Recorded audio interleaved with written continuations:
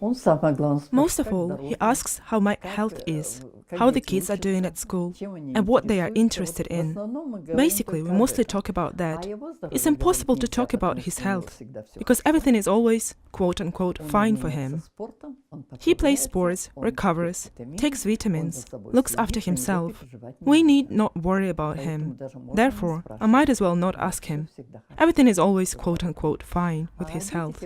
Regarding the children, he's interested in all the details, whether they are not sick, how the school is going, whom is Vlad seeing, how he is with friends. That's all. We get 20 minutes, but even that is not enough. How often do you communicate? Once a month, for 20 minutes. And what will Alina do? She's 17, almost an adult. 16 and a half to be exact, yes. You know, she has not yet decided. At first she wanted to do photography, but now she seems to have abandoned the camera. She wanted to be a camera woman, like her dad, to spend time with him. What is Alina planning to do in the future? Because she's already finishing school. I would like her to get an education. And she wants that too, but definitely not in Russia, she said. But where? What has changed for you during the hunger strike? You were probably relieved after he ended it, but did you understand his motive? I was very afraid. I knew the state of his health, how he endured a lot of diseases when he was little. Even if he wanted to, he really did not. They would not take him into the army for health reasons. He was on prescription medicine because of his heart failure, because of his polyarthritis. Then, on top of that, his hunger strike. Of course, I was terribly scared. He tried to calm me down, saying, "Mom, my body will manage, everything will get better." But it was torture.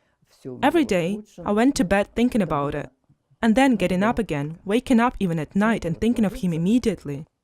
I really wanted him to stop starving, to stop the hunger strike. Lord heard me. How did you find out? Did he call? I was told by Alina first. She called me. She was in Simferopol, called me and said that Dad ended the hunger strike. I could not believe what I heard. She said, "Grandma, I'm telling you the truth." And then Father Clement called. He said our prayers have worked and Oleg has stopped the hunger strike. But the hardest stage of coming out was still ahead. I don't know. I guess he did the right thing. At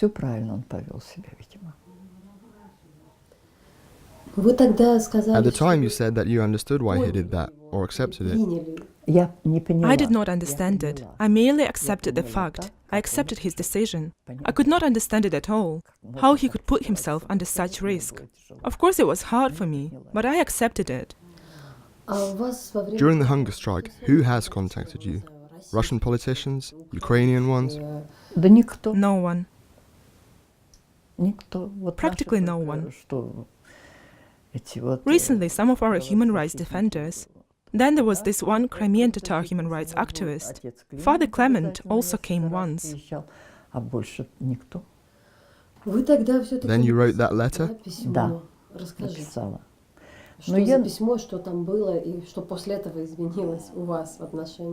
I wrote a letter. I already said that I was going to, when I found out there was a possibility to do that. Maybe some mercy will be shown because of how long he has been held there. So I wrote to Putin himself. You know, I thought he's an Orthodox Christian. He just returned from holy places. I was hoping for mercy, hoping he would respond with something. And then I received an official answer. Not just one, but 2 answers came. And there it was clearly written that he himself has to write to the President of Russia to ask for pardon. Only then a question of pardon will be considered. And that was it. I realized that my letter to Putin was in vain. I shouldn't have written anything at all, although I knew that it was probably a wrong move.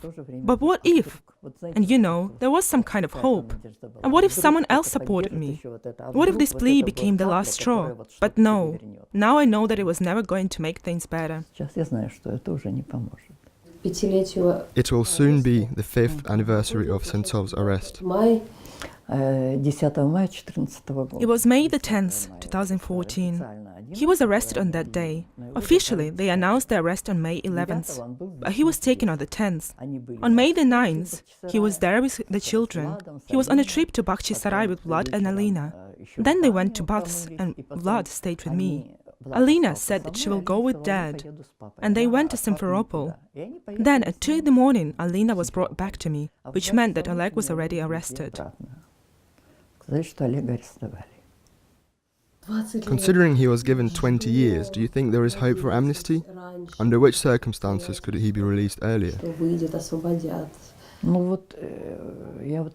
I just hope that maybe something will change within the government. The policy will change.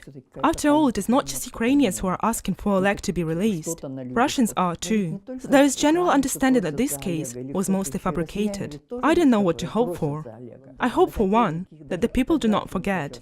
I was terribly afraid that a year passes and then everyone will forget. And how can he stand it? And many thanks to everyone who does not forget. He was very worried. He did not even want any photos to surface. When I said that I will be coming, but I only went to Rostov for him, I said I would come, but he said, "Mom, it's not necessary. Neither of us will benefit from this." I told Alina that they can take her straight there, even with an attendant. They told me that we just need to take an attendant, fly there, and see Oleg right away. She cried her eyes out. She said, "Granny, I would hug my dad and I would have to fly back without him. How do you think I will live after that? You see?"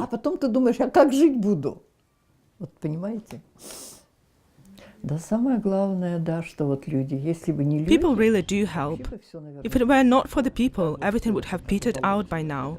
Many thanks to the public. Some things happen when you least expect them. Yes, I've heard that too. Even Oleg wrote in one of the last letters, "Mom, I know that this will happen, but will happen very unexpectedly." Очень верю, что это случится, но понимаю, что это случится очень неожиданно. Почему-то он так написал.